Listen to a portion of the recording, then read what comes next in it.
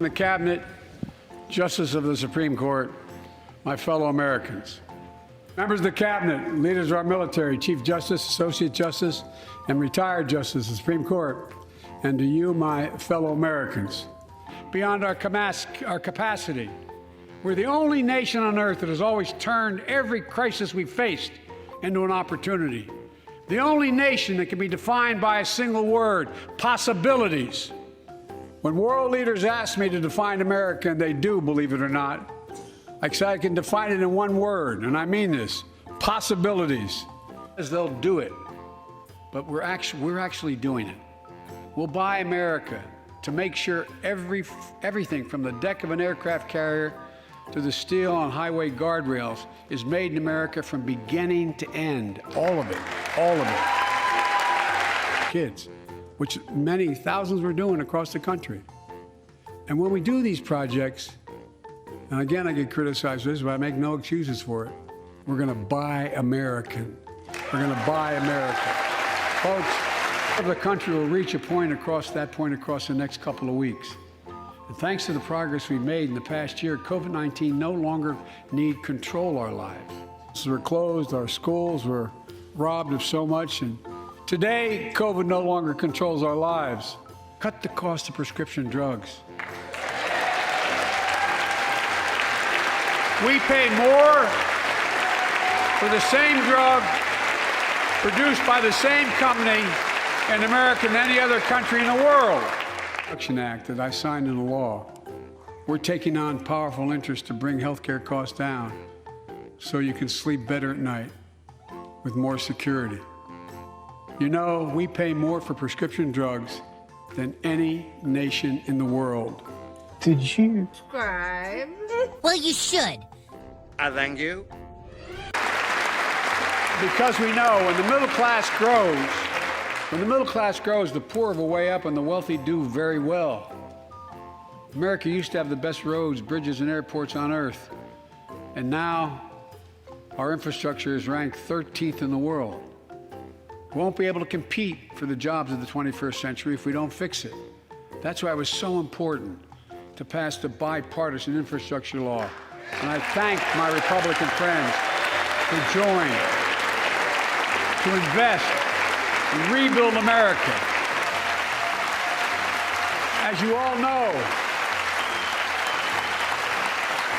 we used to be #1 in the world in infrastructure. We've sunk to 13th in the world. The United States of America, 13th in the world in infrastructure, modern infrastructure. Thought otherwise, they would be able to feel. I get it. Or you're going to have to sell the house or try to get a second mortgage on it. I get it. I get it. I get that. The American Rescue Plan helped working people and left no one behind. Folks, too many people have been left behind and treated like they're invisible. Maybe that's you watching from home. Remember the jobs that went away. You remember them, don't you? The folks at home remember them. You wonder whether the path even exists anymore for your children to get ahead without having to move away. Well, that's why I get that.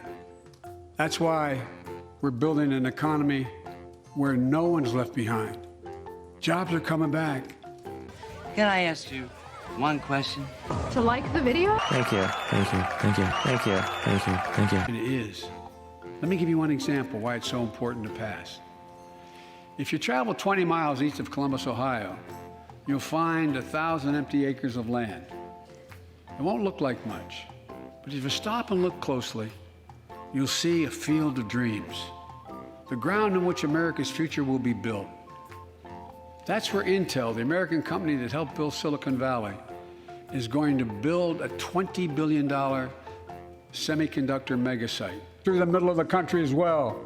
That's going to come from companies that have announced more than $300 billion in investment in American manufacturing over the next few years. Outside of Columbus, Ohio, Intel is building semiconductor factories on 1,000 acres, literally a field of dreams. It's going to create 10,000 jobs, that one investment. We can do something we haven't done in a long time, build a better America. For more than 2 years, COVID has impacted every decision in our lives and the life of this nation. And I know you're tired, frustrated, and exhausted. That doesn't even count the close to 1 million people who sit at a dining room table or a kitchen table and look at an empty chair because they lost somebody. But that's called a public health emergency. But we'll remember the toll and pain that's never going to go away. More than 1 million Americans lost their lives to COVID. 1 million. Families grieving, children orphaned, empty chairs at the dining room table constantly reminding you that she used to sit there. Seriously, I cannot understand a single word you're saying.